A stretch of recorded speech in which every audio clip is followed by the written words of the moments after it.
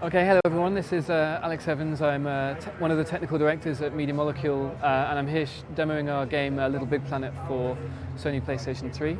And what we're showing today really is a remix of the original level that we showed when we first announced the game at GDC.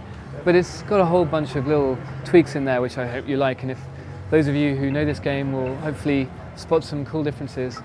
So I'm just going to dive right into the level, but this gives you a little sneak preview of the pod interface and the moons going past there, and this is how you find levels, publish levels. There's loads of cool stuff, and I'm not going to talk about it right now. I'm going to go straight into the game because that's what it's all about. So the tagline for the game is play, create, and share. So those three elements kind of come together because LittleBigPlanet is pretty unique in that you can make your own levels. So in this level, we really wanted to make sure that everything was aspirational for people to be able to make their own levels exactly like this or better. I'm actually looking forward to you guys doing a better job than me or our designers. So we're just going to play through.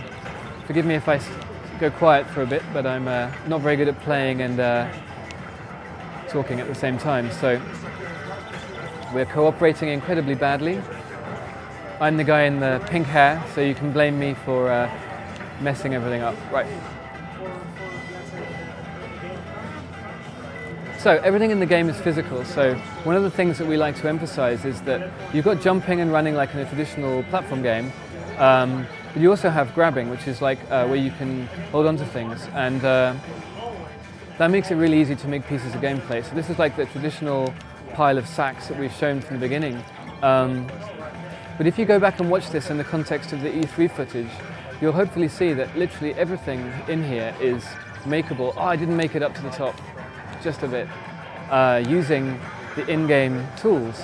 And I'd really like to get to the end of this level so I can demo for you the scoring, because that's something new that we're showing at TGS for the first time. But I'm just going to cheat here and bring us together. So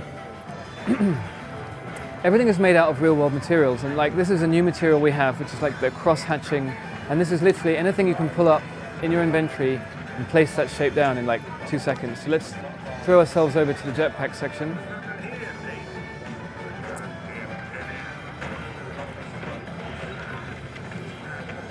Good job, Siobhan.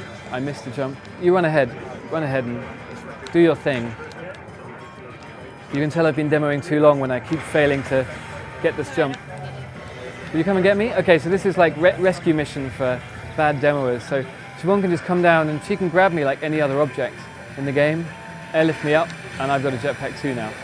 So in this little section, it's a puzzle that the maker of this level made, and we're just going to weigh down that lever at the right. So I just grab this little baby. If you're playing co-op online, you can play with 4 people on one PlayStation or more if you go online. Or mix it up, you can have some on your PlayStation, some online. Grab one of these little guys. And what we're doing is basically using the physics engine to weigh down this lever. I think maybe one more little one. Stack them up nicely. Do you want to go down, Siobhan? And I'll make sure they stay on target.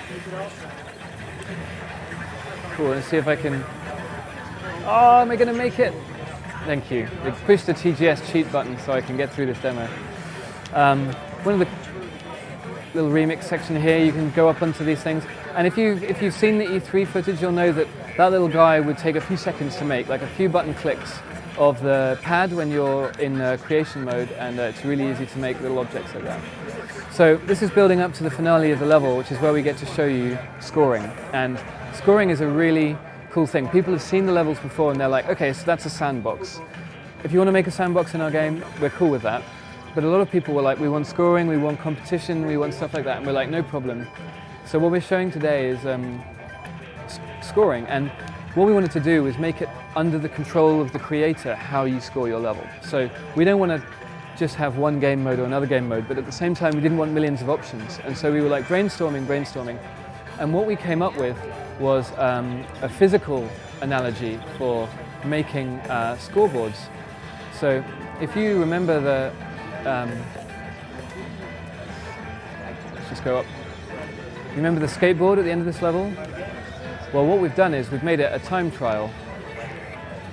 So this gate, we can't get through it until we both start the race. So we stand. She's preparing the skateboard. She's going for a good score. Cool. Now, the creator of this level can place as many of those gates, they're called gameplay items or gameplay kits, in his level. Check me out, nice poses. Cool, now we have to run, the time is counting down. We've done a pretty bad job of that. We didn't make it over. But never mind. I think we'll still get a score. It's ticking, the clock's ticking. And the cool thing is you could place that finish line on a moving object, you could place it on a ship and then build a bridge to it. The scoreboard you place in your level, you can customize how it scores your level.